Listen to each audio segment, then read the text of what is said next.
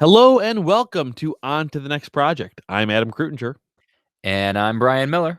And on the show, Brian and I have a free-form weekly conversation about building your living and life. And that's wrong. That was I did I something thought I backwards thought you earlier. were gonna power through it. I thought you were gonna Yeah, make it through. I made another mistake earlier, but I was like, that was recoverable, and then and then I lost it. Wait, let me just read that part again. And on the show, Brian and I have a weekly free-form conversation about building a living and a life with your passion. This week's topic is how good is good enough? And I think the real question is, was that intro good enough? Because that was a second attempt and you kind of slurred through it, but I think we're just gonna keep going. Let's just keep going. It was good enough for what we do with this show anyway. But, no, it was a good that's a good, thing to start it on, because, yeah, I had to redo that once because I just had a blip. But, anyway, how good is good enough, Brian? Well, that's a really good question, Adam. And yeah, this this is kind of a this is a tough question, but it's an important question, and I fear that by the end of it, we're going to come down on the side of like it depends. Like I'm worried that that's Yeah. where this conversation is going. But I will say this: the instinct for perfection is really dangerous. We've touched on this Yeah. before. It's this idea that just the idea that there exists a perfect anything Yeah. is flawed. There is no perfect anything. There's no perfect person, there's no perfect project, there's no perfect end goal.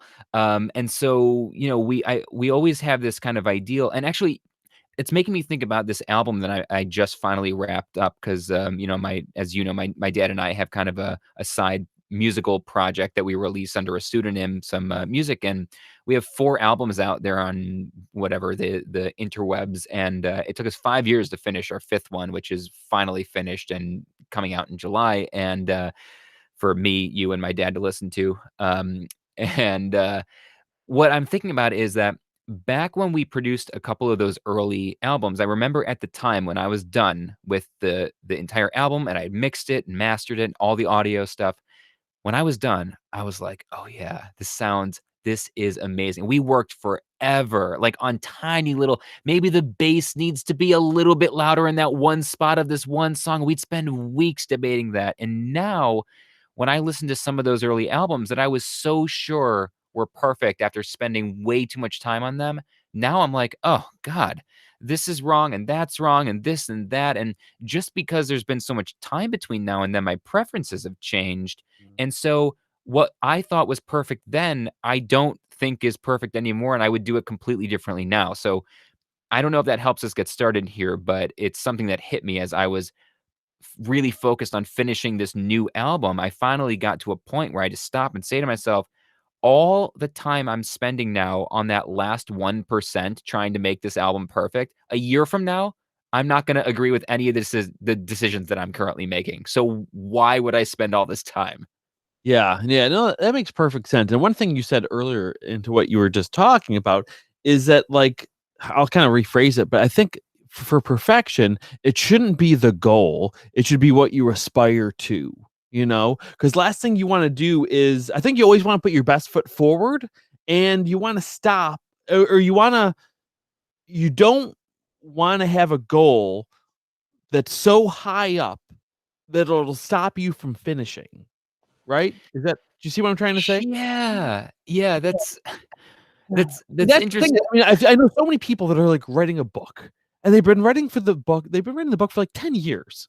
Like, okay, it's okay, either the books you I mean, sometimes good enough is good enough, okay? And, what's the other saying? Um, finished is better Yeah, than done is better than perfect. done is better than perfect, right?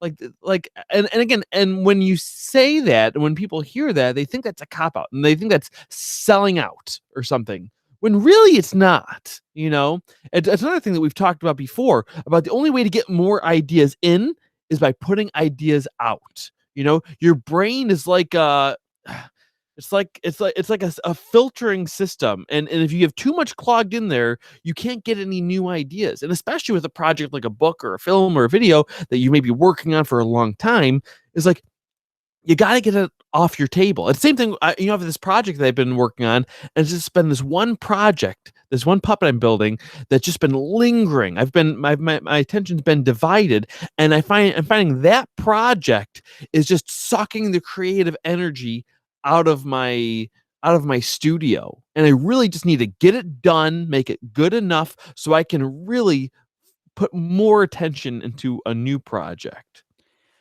As you were just saying that, what I was trying to figure out how to phrase what you're saying, what I'm saying, like what we're feeling right now, and get it into something that was actually pithy and easy to remember. And I think this is it.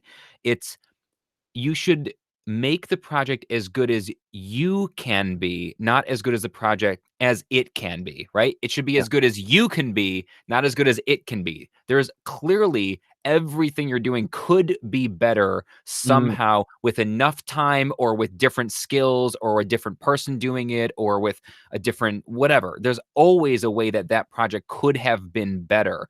But can you be better with this project right now? If it's as good as you are right now, it's good enough. yeah. Yeah, it reminds me of something else, and actually, this may be a good topic for another time of saying, be careful asking for advice, something like that. Because, Mhm. one thing is, like, there's a video I did recently, it was actually the silly one about cutting my hair, and what I did is I did this, this little skit with a puppet in the beginning, like, as kind of an intro into the video, which virtually had nothing to do with puppets. But then at the end, I just talked about some other closing stuff and finished it out. And one of my buddies says, "Oh, like you should have done a callback to your skit in the beginning and something." I was like, "Yeah, I mean, I could have, but like, and given it may have been better at that point as a finished piece, but I think also, I guess just to pivot to my YouTube channel, I guess I don't think of any video for the most part as a finished piece as much as the whole channel is the piece. And these are all just elements of that to this bigger picture. Yeah, and that's where you start to get into this mindset of as long as the project is bringing you closer to the ideal, which is unreachable, right? That's the whole point. The big goal, capital G, right, should be unreachable. Because if it was reachable, it wouldn't be such a big goal. You just go Yeah. do it, right? And so whatever this ideal is in your head of what you can be or what your work can be, as long as your project is getting you closer to that and not further away from it, I'd Mm. say you're on the right track. Cause yeah. Oh, I love that. No, that's perfect. That's exactly it. It is. It's getting me closer. And again, another thing, I think we've brought this up in one of the past episodes too, is like, yeah, I could have spent another week on that video, but then it would have stopped me from doing the next video. It's that same thing as, good was good enough for that. Almost everything can be better in some way, and you don't want that aspiring to be perfect to chop down your productivity. Right. Now here is where the real hang up is in this conversation. Cause I think you're right. Earlier you said, you shouldn't use it as a cop out or it might sound like a cop out. And I think that it's easy to use this line of thinking as a way to let yourself off the hook for doing crappy work. Mm, I think it's yeah, very easy to go, well, I keep hearing, well, done is better than perfect. And like, it doesn't have to be, perfect. It just has to be good enough. And like, well, this is good enough when really it could have been a lot better now. Like, clearly you could have put more work into that yeah. project. Clearly there were things that would not have required 3 years of going back to school or $100,000, right? Clearly, there is Mhm. something you could have done to make this better, but maybe it's because you hit the dip, like we were talking about last week. You hit the dip and you went, "Well, I'm tired of this and it's getting hard. It's good enough." And good that's good enough, right? And Yeah. that's the cop out you want to avoid because shipping shoddy work, half-assed work is never good enough. Yeah. Yeah. Well, and for a weird analogy I'll give too is that let's say you're making a pizza, Okay, you make a pizza. You put down the dough, you put down the sauce, you put down the cheese, and then you put pepperonis on, and you put pineapple on. If you like pineapple, I like pineapple on it. And you put all these different. You put like 10 toppings on, and you have this gorgeous pizza. Okay, but what you could also do is put the dough down, put the sauce down, put the cheese down, and then you still have a pizza. It's a plain cheese pizza. Okay. And like you're saying, not putting enough in, if you just have a pile of sauce, like that's not done enough, right? If you didn't cook it, like you have to at least get to what it is. You can your pizza can be as fancy as you want, it can be as simple as you want, but it still has to be a pizza. And it's the same thing with your projects. Like when it's done enough, it has to be at least it's got to be complete rather than perfect, but aim for perfect. But you got to chop yourself off when your tires are spinning. Well, so I like the reason you aim for the reason it's a good idea to shoot for, some huge kind of perfect ideal is that every project requires compromise, right? Every creative project requires compromise, period. Because if you could actually do the perfect thing, it would be impossible, right? There is no perfect thing. So there are physical laws within which we live and time constraints and mental stuff in our head. So every time you aim for that ideal, if you shoot way up here and you compromise, you still end up with something better than if you had aimed low, because you still would have compromised. Even if you aim low, you end up compromising somewhere. And so shoot for the ideal. But Yeah. I want to tell you though, something happened to me this weekend that reminds me of our conversation last weekend about the dip. And it reminds me actually in a weird way. Originally, I just wanted to make this a callback to last week, but it right now what we're talking about, this makes perfect sense. So I was painting the nursery, right? We have our first on the way. We're a few, my wife's a few months away from giving birth. So yay us. So I got to do that thing you see in sitcoms and movies and like prepare the nursery. And I've been working on it for a month, getting the room ready. And this weekend I was finally painting. And we were painting it Pooh Bear yellow, Winnie the Pooh yellow. And we actually had, oh yes. And well, you would expect nothing less from us in our house. Nice. Okay. It's a bold And color for room. Well, no, it's classic Pooh Bear. So it's like the old muted colors, right? Oh, So okay. we're doing the whole room in the classic Winnie the Pooh theme. And so there's this website that actually this is kind of a digression, but there's a website that matches I think it's called myperfectcolor.com, and they actually have thousands of every famous brand, everything. They've figured out what the actual official real color is, and they're able to perfectly mix the real color from the real brands for you custom.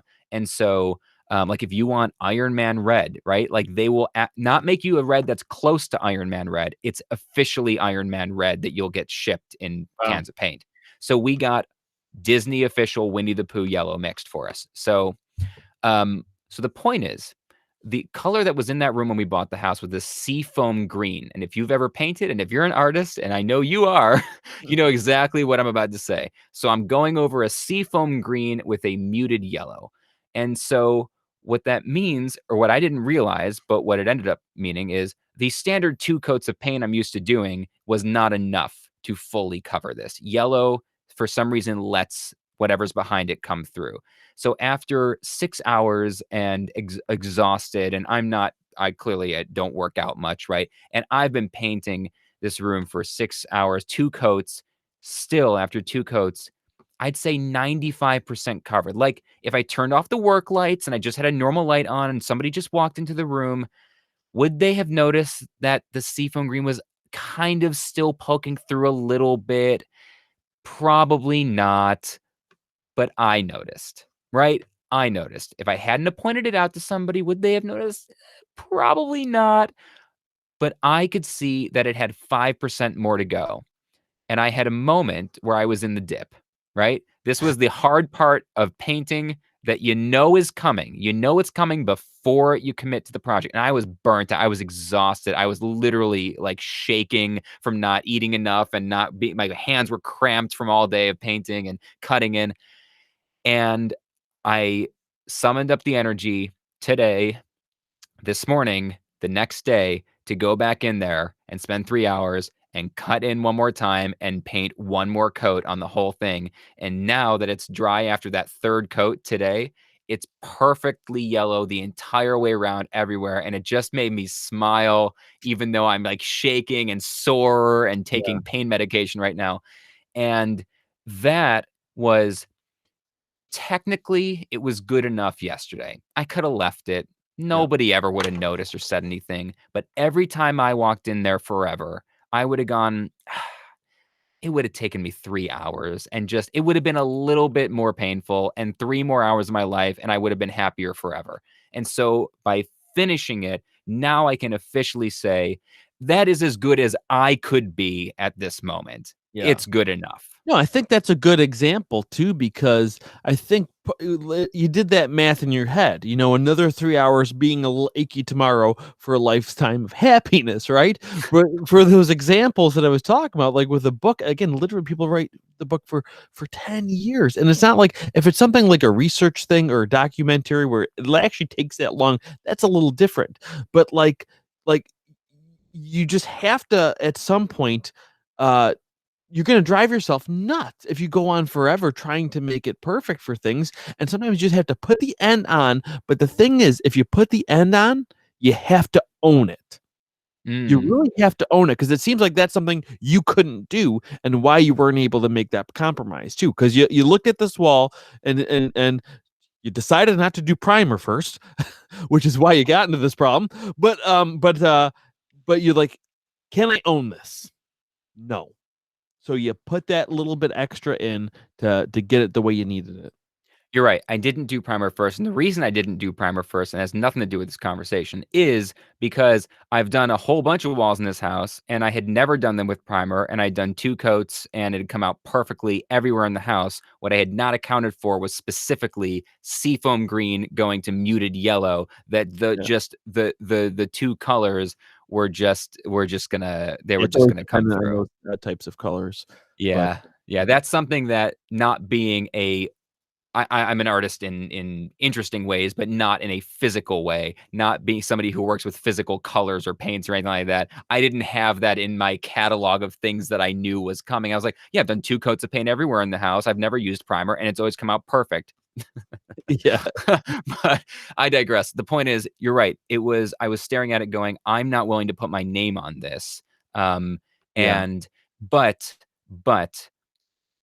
there's the other side, which is what you just said, which is like I spent 3 years writing my first book, and by the end of those 3 years, I could have spent another 2 more years on it if I wanted to, but at the end of 3 years, it was good enough. It was Yeah. good enough, and I was proud of it. I was happy to say, like I said, at that moment, having spent 3 years of my life, this is as good as I am as a writer of this book right now, right? As a writer of this book right now, this is as good as I am. And yeah, 2 years from now, I might be better at it, but I wanna work on my next project and be better at that one. And one more thing I just wanna bring into that too is when you take that long to do something, the ideas can change of the story or whatever you're doing itself, which sounds like a good thing. Like, "Oh, I'm glad I didn't release it while it was something different." No, everything is of its time, right? Yeah, And yeah. so again, what would you rather do? Would you rather write a book over 10 years, or would you rather write 3 books over 10 years? Then you have a series and you show the growth. Again, that kinda goes Yep. back to my videos about it not any of those videos being completely, like, in a way, they are standalone videos. You don't have to watch other ones in order to get it, but my art, my piece is the library of Yeah. videos on there. And the same thing if you're writing something like a book. And what made me think of that is doing some filmmaking stuff that I've done, and we've written scripts, and I share the script with a friend of mine. Like, "Oh, that's really great, but why don't we have it do this?" Like, "Oh, okay, we could do that." But then when you're realizing, the story could be anything, right?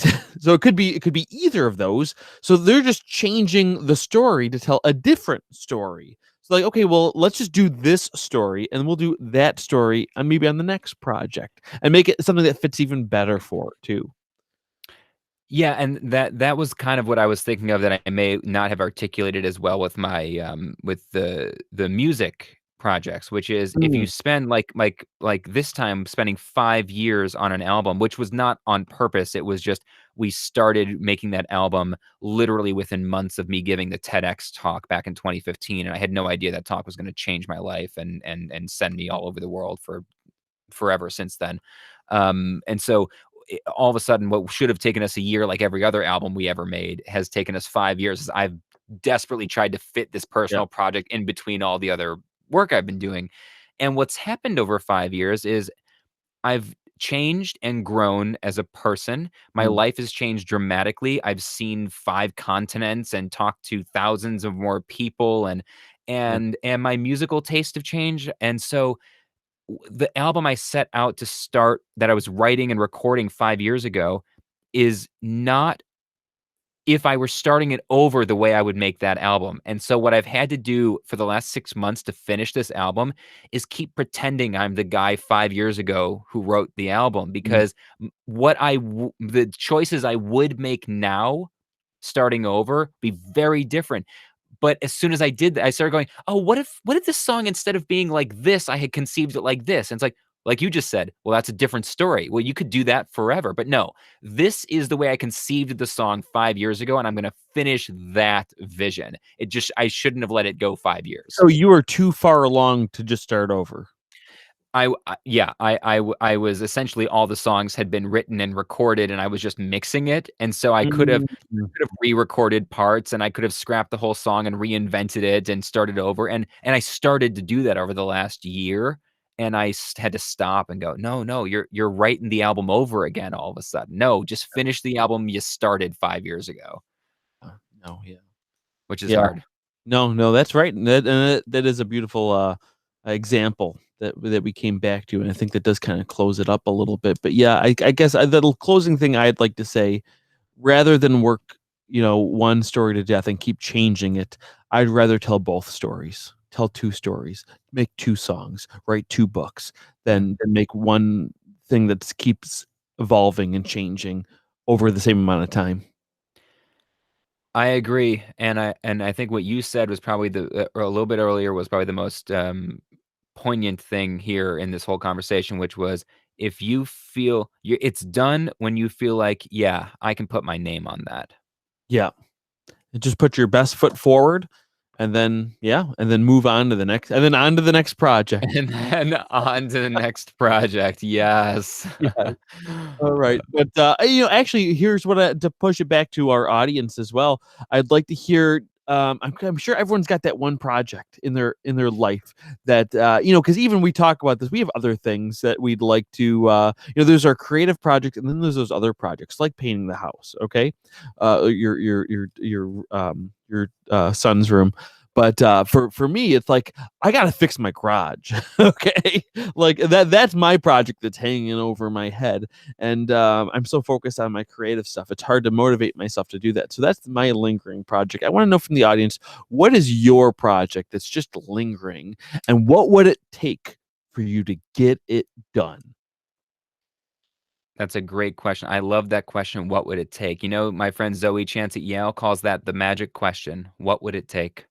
It's a great question you can ask yourself, and it's a great question if you're ever negotiating with someone, Mm, by the way, because this is primarily what she teaches at Yale is influence and persuasion, but for good people, right? To persuade yeah. people, put people who want to do good in the world to get that good accomplished, which is actually very timely right now, which is that question when you come to a head in a negotiation or an obstacle in a debate with somebody to say, what would it take to get this done? What would it take to make this happen? And that question just seems to open people up, and you can ask yourself. It's a great question. Yeah, it's perfect. All right. Well, why All don't we right, end it there? On to the next on to the project. next project. I think I might leave that false start in. Yeah, yeah, yeah.